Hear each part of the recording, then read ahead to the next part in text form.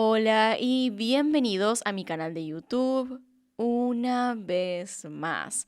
Hoy tenemos el caso de Anne Fahey. Ahí arriba en esta pantalla pueden ver el resto de mis casos. Acá abajo tienen mis redes sociales por si quieren seguirme en alguna de ellas. Y sin nada más que decir, comencemos.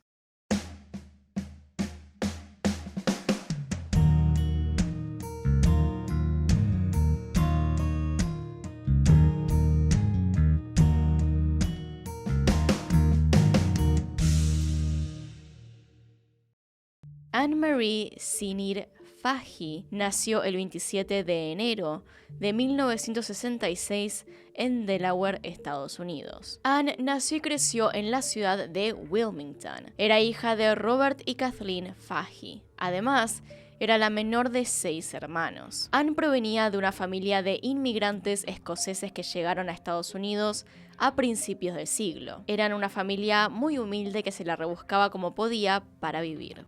Cuando Anne tenía apenas 9 años, su madre falleció, producto de un cáncer de pulmón. Esto terminó afectando mucho a la familia, pero sobre todo a Anne, que era muy apegada a su madre. La situación familiar luego de la muerte de Kathleen fue a peor. El padre, Robert, desarrolló una gran depresión y alcoholismo. Los hermanos más grandes tuvieron que ocuparse de los más pequeños y ocupar el rol de líderes de la familia. Pese a las dificultades en su vida temprana, Anne siguió adelante con su vida. Terminó la escuela secundaria y comenzó a estudiar en la universidad la carrera de Relaciones Internacionales. Mientras estudiaba, recibió otro duro golpe en su vida cuando, en 1986, su padre falleció también producto del cáncer. Esta vez tenía leucemia. Luego de graduarse, Anne comenzó a trabajar como asistente de Thomas Carper, un congresista por el Partido Demócrata. Anne se ganó la confianza de Carper rápidamente. Entonces, cuando en 1992 él fue electo como gobernador de Delaware, se llevó a Anne consigo para que siga siendo su asistente. Para el momento de los hechos, Anne se encontraba en una relación con Michael Scanlan y parecían estar muy bien juntos. Michael había conocido ya a su familia y de hecho él pensaba que iban camino al matrimonio de lo bien que se llevaban. Annie, como le decían sus amigos, decidió darle de apodo Miguel, ya que ella hablaba también español fluido y a veces traducía los nombres para dar apodos. En aquel tiempo su vida se veía bastante estable y si bien no ganaba mucho dinero con su trabajo, de todos modos parecía ser feliz, al menos visto desde afuera. Sin embargo, Annie le había guardado un secreto importante a sus seres queridos y ese secreto más tarde terminó matándola. Dado entonces este pequeño contexto, pasemos al día de los hechos.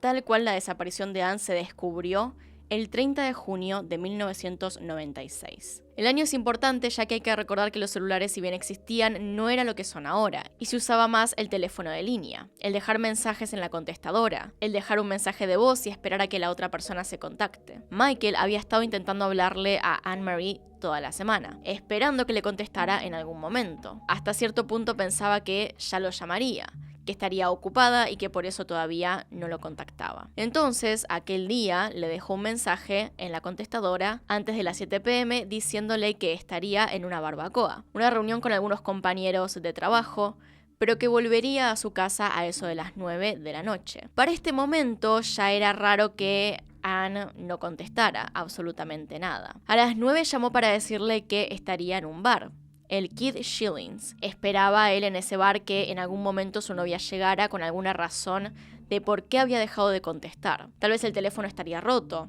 tal vez tenía mucho trabajo, lo que fuera, pero ella nunca llegó. Al día siguiente tenían planeado ambos una cena con Robert Fahey, hermano de Anne. El horario y lugar ya estaban pactados, por lo que era la última oportunidad para que su novia apareciera, pero tampoco lo hizo. Michael incluso fue hasta su departamento ese día y ahí descubrió que su auto, un Jetta verde, seguía estando estacionado frente a la casa como si nada. Ese sábado, cerca de las 10 p.m., Michael decidió finalmente contactar con la hermana de Anne Marie, Kathleen, una fisioterapeuta de 36 años en aquel momento. A ella tampoco le había contestado los mensajes y comenzaba a preocuparse cuando Michael la llamó. De hecho, también al parecer debían juntarse en algún momento de la semana, pero no le contestaba nada. Con la llamada de Michael, Kathleen decidió, antes que ir por la policía, pasar directamente por la casa donde su hermana vivía.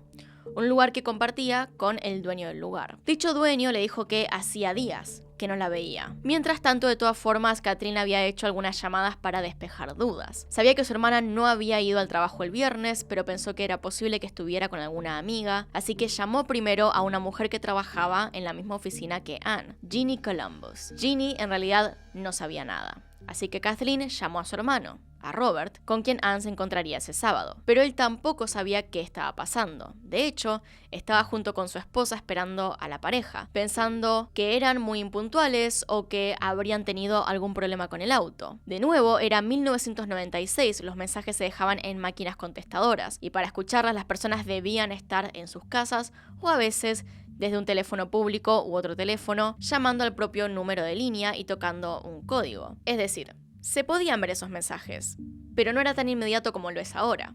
Así que lo que debían hacer era simplemente esperar. Robert no tenía forma de saber lo que estaba pasando. De hecho, se suponía que se encontrarían a las 6:30, pero como la pareja no llegó, se fueron al restaurante a esperarlos. Ya eran las 9:30 y no habían llegado, así que él sabía menos que su hermana. Ginny Columbus luego llamó a Kathleen para decirle que Jill Morrison, otra ayudante del gobernador y amiga íntima de Anne, le había dicho que no tenía noticias suyas. Cualquiera que conociera a la extrovertida y sociable Annie sabía que si ninguno de sus amigos más cercanos tenía idea de dónde estaba o qué le pasaba, algo andaba mal. Ginny dijo que ella también iría al departamento. Kathleen llamó a la policía de Wilmington mientras esperaba a Michael. En el medio de todo esto, entonces, Kathleen decidió llamar a la policía de Wilmington para adelantar un poco las cosas. Si bien previo a esto Kathleen y Michael la habían visto de buen humor, Kathleen había notado que su hermana estaba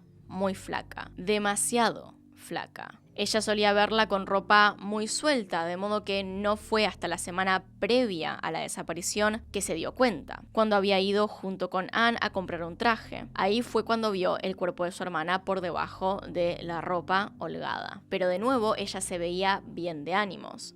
Entonces, Ginny, su madre, Kathleen y finalmente Mike se metieron al departamento a ver si había alguna pista de lo que le estaba pasando a Anne. Kathleen quería comprobar que no faltara ropa o alguna valija. Si era así, si estas cosas faltaban, entonces probablemente su hermana estaría de vacaciones en algún lado, visitando a alguna amiga en la costa. Este es un buen punto además para decirles que Annie era una persona controladora, una mujer extremadamente organizada así como atenta, una persona con una estructura particular en su vida.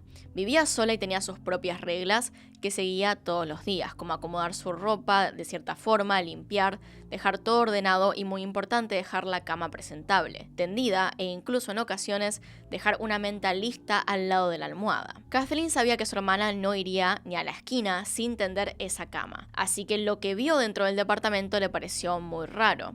Primero que nada, lo que le dijo el dueño de la casa era verdad. Ellos ya habían mirado y no parecía haber nada particularmente extraño. Todo estaba en su lugar, es decir, no parecía que hubiese habido una pelea en algún momento. Lo único que le llamó la atención es que había bastante feo olor, pero como a encierro. Era un olor que representaba que Anne hacía un buen tiempo que no visitaba ese lugar. Aparte de eso, el departamento estaba bastante ordenado, pero había muchos detalles de limpieza que debían resolverse, como por ejemplo que la ropa estaba doblada pero no puesta en el placard, es decir, faltaba ese último paso. Faltaba barrer un poco, limpiar acá y allá. Y particularmente lo más importante para Kathleen era que la habitación de Annie tenía todavía su cama extendida. Como dije, su hermana tenía estructura, quizá incluso una especie de obsesión con la limpieza y el orden. Algo le había pasado a Anne antes de que pudiera terminar sus pasos de limpieza diaria. Lo había dejado todo como para volver enseguida. Para colmo, la dichosa valija que Kathleen había ido a intentar no encontrar estaba ahí en el departamento. Su hermana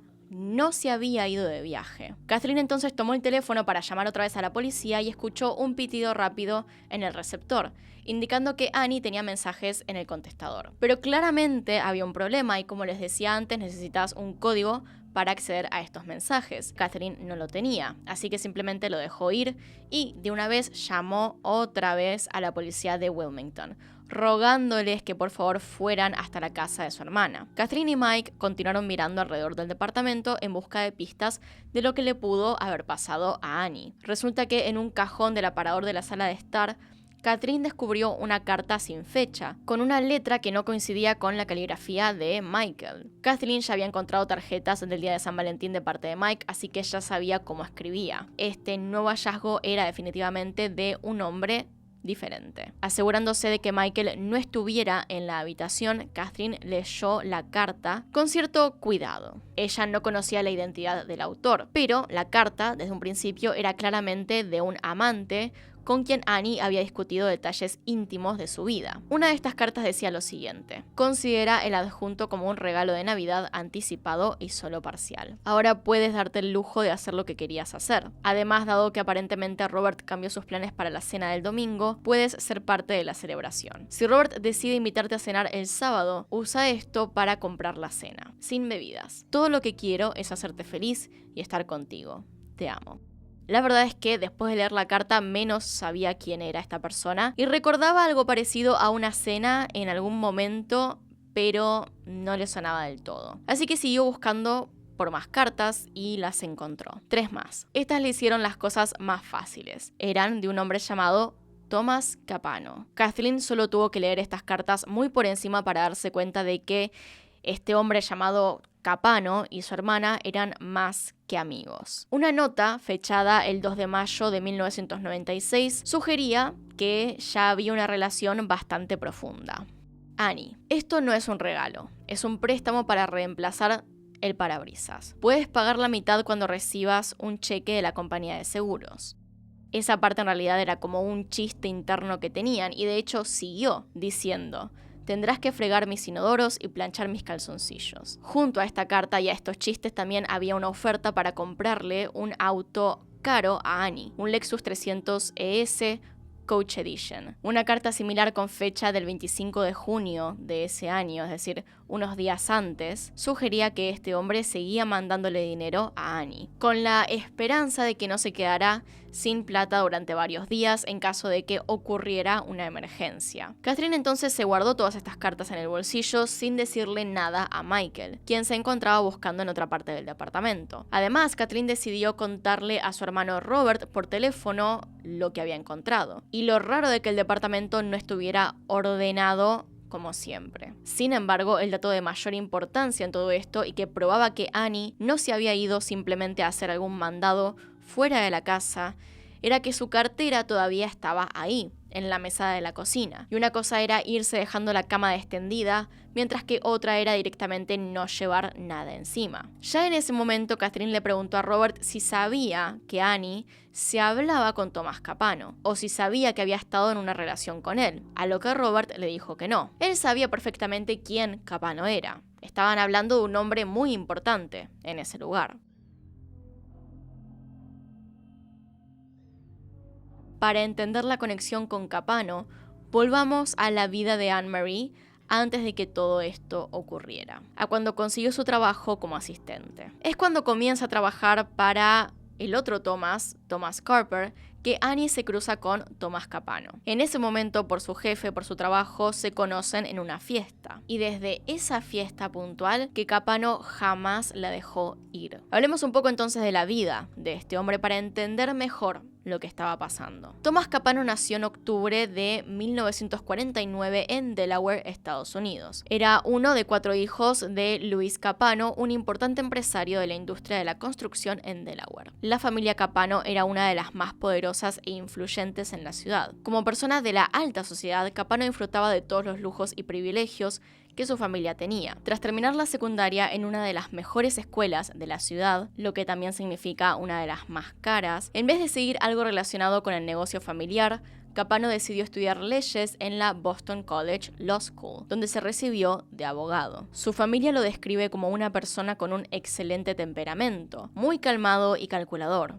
Alguien que jamás causó problemas. Imaginen en una familia rica, donde básicamente sus padres podrían limpiar cualquier desastre que hiciera. Ellos mismos dicen que con él jamás tuvieron que hacer tal cosa. Era bueno en todo, en sus estudios, deportes, hobbies, un ejemplo a seguir para sus hermanos. Gracias a las influencias de su familia, Capano llegó a ser el procurador general del estado de Delaware. Además de su importante trabajo y la empresa familiar, Capano tenía una esposa a quien había conocido en la universidad y 4 hijas. Una vida realmente exitosa para los estándares de esa época. Una persona que parecía tenerlo absolutamente todo. Es entonces trabajando como procurador general cuando Carper se convierte en gobernador y trae consigo a su secretaria Anne, que estos terminan cruzándose. Pero quiero dejar más que nada en claro que Capano tenía conexiones, es decir, más allá de la riqueza de su familia, él mismo era una persona muy capaz, alguien que utilizó su carisma y su inteligencia para formar relaciones con gente de poder. Con esto podría fácilmente pedir favores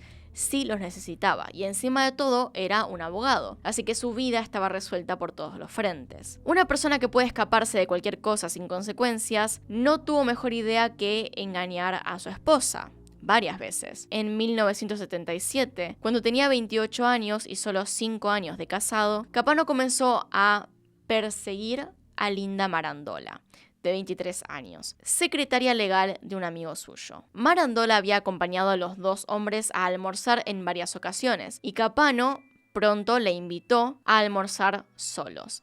Varios meses después de que comenzaran sus relaciones durante el almuerzo, Marandola se encontró con Capano en un bar de Wilmington. Capano le invitó a tomar algo y tuvieron relaciones. Ella inmediatamente se sintió culpable por hacer esto, y cuando Capano la llamó para concretar otra cita, ella se negó. Capano, aunque en ese momento habría sido cortés, también era muy persistente. Continuó llamándola varias veces. Y después de una noche de borrachera en su despedida de soltera, a la que él asistió, ella aceptó su oferta de ir hasta su casa. Capano le explicó que ese día su esposa no estaba. Para entonces él había desarrollado una fascinación por Marandola, quien nuevamente se arrepintió de haber tenido relaciones sexuales con Capano y otra vez rechazó sus avances sexuales. Es decir, Capano intentó una y otra vez que esta mujer se separara y se fuera con él. Incluso cuando ya todo estaba dicho y ella estaba casada, él le escribió una carta diciendo que le hubiera gustado que la madre de su hijo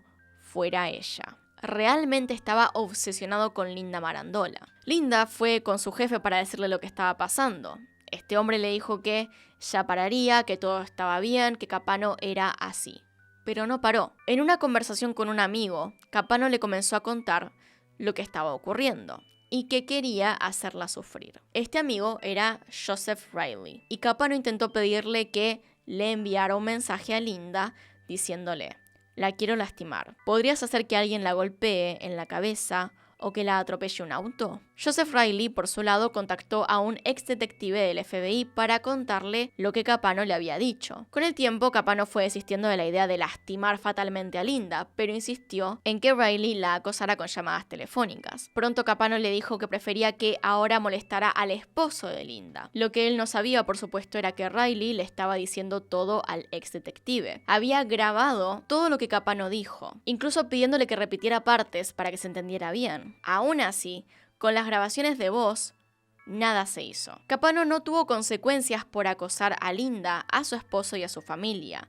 Tampoco por decir que quería hacerle daño o incluso matarla. Un tiempo después, cuando ella se separó de su esposo, Capano volvió a intentar estar con ella, a pesar de haber querido atropellarla previamente. Incluso le hizo un regalo bastante caro y atento. Pero cuando se sentaron a comer y Capano le preguntó si había estado con otros hombres antes de verlo a él, y ella dijo que sí, la insultó y se fue del lugar. Para 1981, Capano se dedicó a perseguir a otra mujer llamada Debbie Williams. Esta relación duró muchos años. Debbie sí quería estar con él, tanto que cuando se separó le pidió a él que también se divorciara, pero no lo hizo, diciendo que no podía hacerle eso a su familia. Aún así, Capano estaba obsesionado con ella, y realmente, si les relatara cada cosa que hizo este hombre entre acosos e encubrir a familiares por diferentes delitos, estaríamos acá unas 3 horas probablemente hablando solo de la vida de Capano. En aquel momento él era una persona de mucho cuidado, un millonario con el cual no había que meterse. Pero dejemos eso de lado para volver al descubrimiento del departamento vacío de Annie. Kathleen descubrió que Robert sabía sobre el desorden alimenticio de su hermana, porque ella misma le había pedido dinero para pagar las sesiones de terapia que necesitaba. Robert entonces se acordó de esto y le dejó a la psicóloga de Annie un mensaje pensando que quizá ella sabría algo sobre la ubicación de Annie o tendría alguna teoría de dónde podría estar. Y por otro lado, la esposa de Robert, quien trabajaba en una compañía farmacéutica, dijo que temía que Annie se hubiera tomado una sobredosis de pastillas, aquellas que encontraron en su departamento. Llamaron también a Kim Hortzman, una mujer con quien Annie había ido a la escuela y también con quien tenía una casa de playa. Kim dijo que no había visto a Annie, pero se cayó un detalle, y es que en realidad ella sabía que Annie tenía una relación con Capano, y en algunos puntos esa relación le preocupaba. Había salido a comer con él en algunas ocasiones, y en una de las últimas Capano le habló sobre los problemas alimenticios de Annie, diciéndole que se daría cuenta cuando la viera que estaba demasiado flaca, y le preguntaba si podrían meterla en un centro de rehabilitación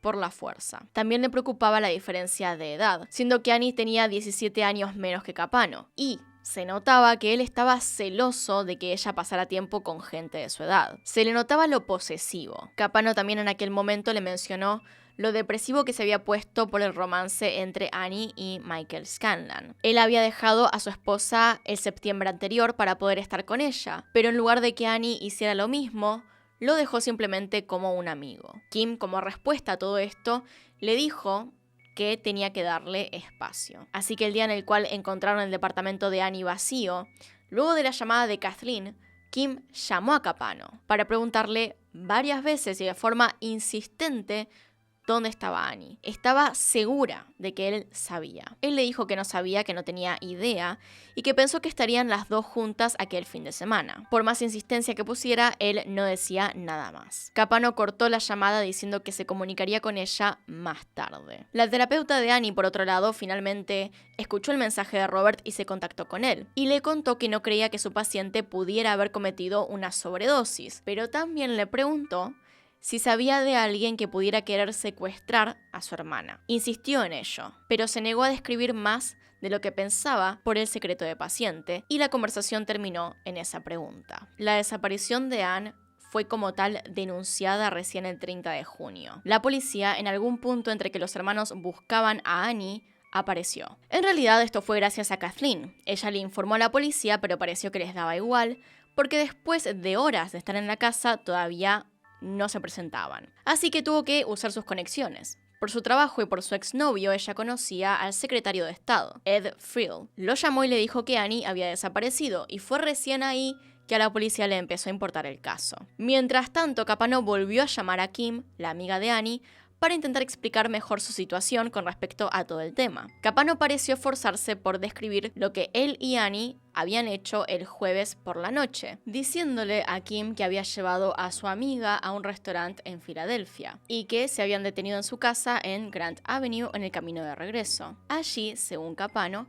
le había dado un traje de Talbot, así como algunos comestibles que eran su forma de animar a Annie a comer. Además, le devolvió algunas cintas que tenía en español. Capano dijo que luego llevó a Annie a su casa, revisó su aire acondicionado que funcionaba bien y volvió a su casa. Según Capano, Anne le dijo que volvería a Stone Harbor con Kim ese fin de semana. Le volvió a afirmar lo que ya había dicho antes, y después terminó con que desde entonces no tenía noticias de ella. La policía entonces, una vez que se dignó a participar, comenzó las investigaciones.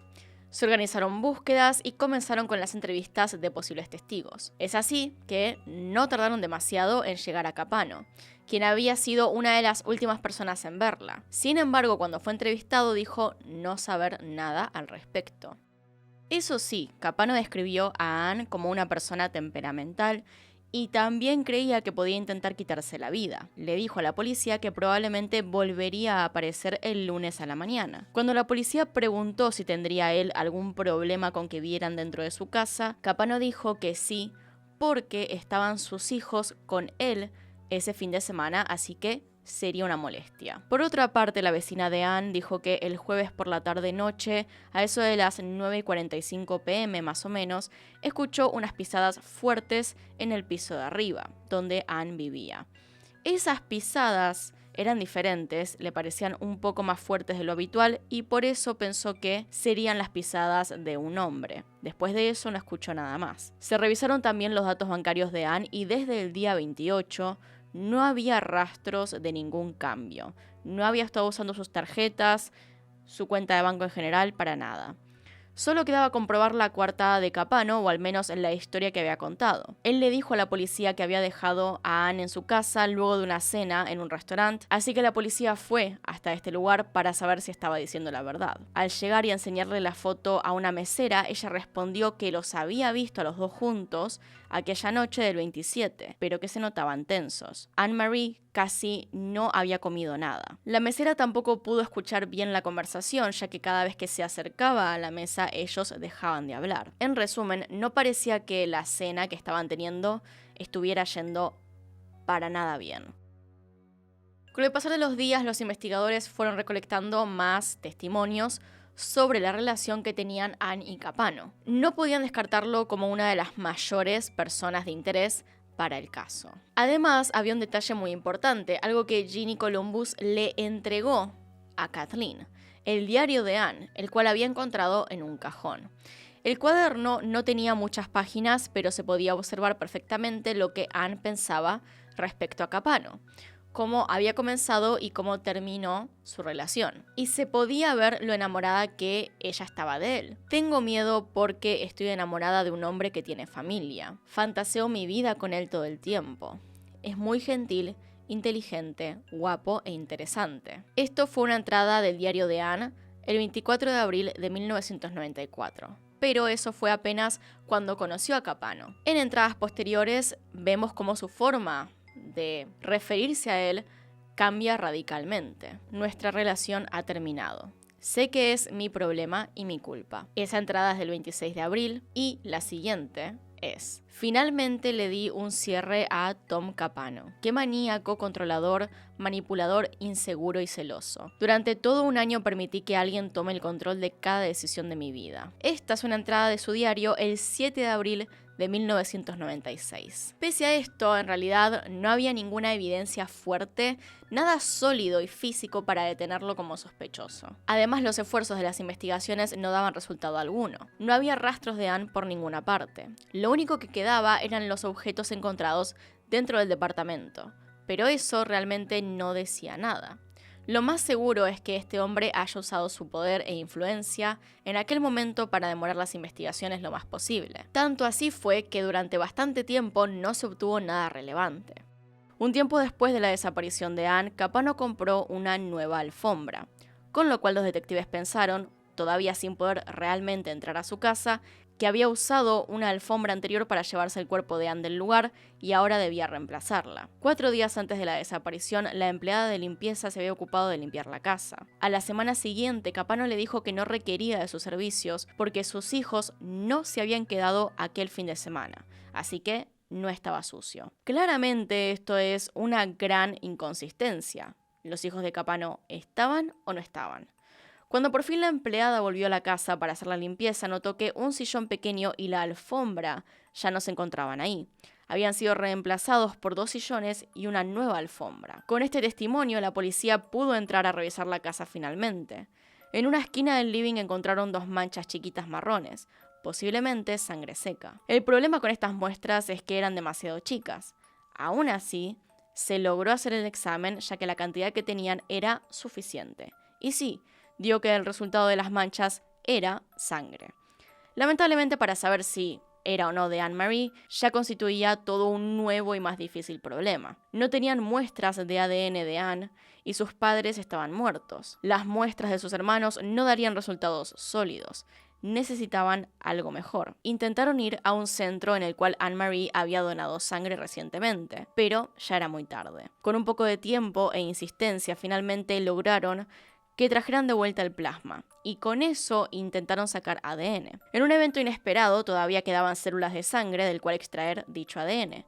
Y, como estarían esperando, sí, la sangre encontrada en la casa de Capano era de Anne-Marie, o al menos los exámenes indicaban que la probabilidad de esto era alta, muy alta. Fue así que pasó más de 1 año y medio hasta que finalmente el hermano de Capano, Jerry, dio una clave para desenredar el caso y finalmente sacar algunas dudas del camino. La policía había logrado llevárselo y revisar su casa por tenencia de armas y sustancias ilícitas.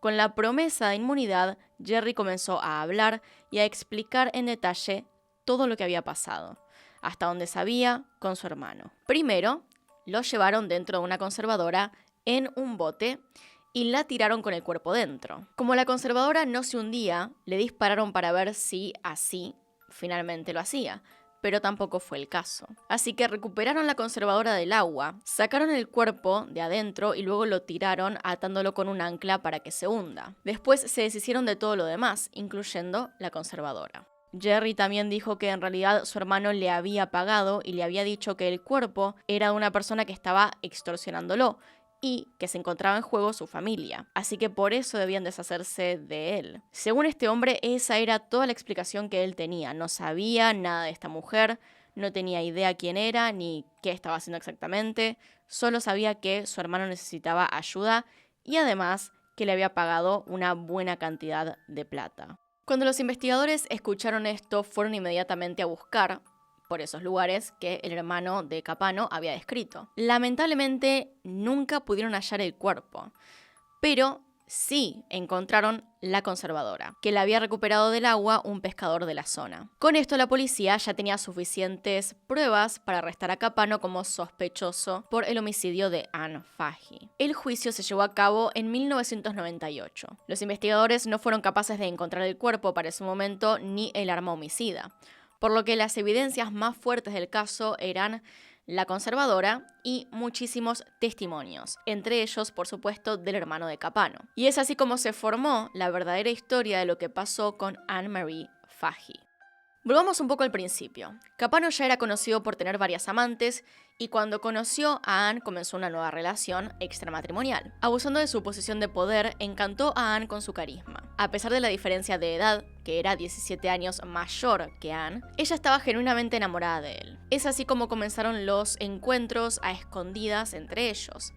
Capano siempre citaba a Anne a las afueras de la ciudad, le compraba regalos. Al principio la relación parecía ir bien, pero poco tiempo después empezó a salir a la luz la verdadera personalidad controladora y manipuladora de Capano. Poco a poco fue prácticamente manejando la vida de Anne en todo aspecto. Le decía cómo tenía que vestirse, qué tenía que comer, con quién podía hablar y con quién no. La relación comenzó a tener sus altibajos. Anne en varias ocasiones quiso terminar todo, pero Capano buscaba la manera de seguir teniéndola bajo su control. El mismo año que Capano inició su relación con Anne, dejó su trabajo como procurador general y pasó a ser socio de un reconocido bufete de abogados, Sol Ewing Arnstein and Laird, LLP. En el año 1995, Capano se separa de su esposa, luego que ésta descubriera que Capano le había sido infiel en reiteradas ocasiones. Que por ahí no les conté, pero realmente fueron bastantes. Pese a estar divorciado, la relación con Anne seguía siendo la misma. Harta de todo esto, para el año 1996, Anne ya no quería seguir relacionándose con Capano. Empezó a rechazar sus invitaciones y tratar de evitarlo a toda costa, pero él no la dejaba tranquila. Anne incluso había conocido a otro hombre y estaba empezando a salir con él, quien era Michael Scanlan. Esto solo enfureció más y más a Capano, quien no quería dejar que Anne estuviera fuera de su control y menos con otra persona. Y es entonces que llegamos al verdadero día de los hechos.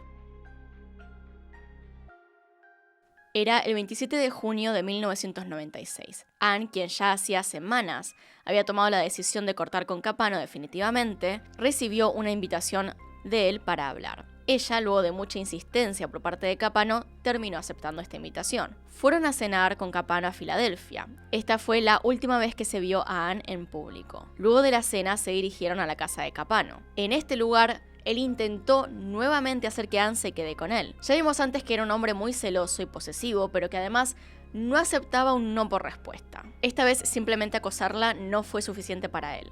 Ante una nueva negativa de parte de Anne, decidió sacar un arma y dispararle en la cabeza. Después de esto es que él llama a Jerry, a su hermano, para que lo ayude a deshacerse del cadáver. Metieron el cuerpo de Anne en una conservadora o una heladera chica y se la llevaron en un bote a la costa de Nueva Jersey, donde tiraron el cuerpo al mar. Capano optó por defenderse de la siguiente manera. Dijo que sí se había deshecho del cadáver de Anne, pero que él no la había matado, que quien la había matado era otra de sus amantes, Debbie. Culpó a Debbie, a su amante de como 13 años, porque según él estaba celosa, que los descubrió juntos y que le dio un disparo en la cabeza. Debbie, cuando subió a dar su testimonio, desmintió esto y dijo que ella solo le había comprado un arma a Capano por pedido de este. Pasaron decenas de amantes de Capano a dar su testimonio y todas concordaban en que era un hombre manipulador, violento y controlador. También se usó como evidencia el diario íntimo de Anne, donde contaba cómo sufría los abusos y manipulaciones de Capano. Finalmente, este hombre fue hallado culpable y fue sentenciado a pena de muerte por el homicidio de Anne-Marie Fahey. En el año 2006, la sentencia de Capano fue cambiada de pena de muerte a prisión perpetua sin posibilidad de libertad condicional. Finalmente, Capano falleció el 19 de septiembre de 2011 en prisión, luego de sufrir un paro cardíaco. Pero bueno, hasta acá llegamos con el caso, esa es toda la información por hoy. Hay un libro de este caso que fue el que utilicé para hacer el guión, entre eso y varias noticias, lo de siempre. Ese libro es este que están viendo en pantalla, por si quieren ir a leerlo, es bastante largo y va en detalle con respecto a Capano y sus relaciones anteriores, así como su comportamiento en general. Acá están los Patreons y los miembros del canal, gracias por apoyarme a través de esas plataformas y sin nada más que decir, acá tiene un video nuevo, acá tienen un video recomendado, se pueden suscribir haciendo clic en mi cara y nos vemos en otro video. Adiós.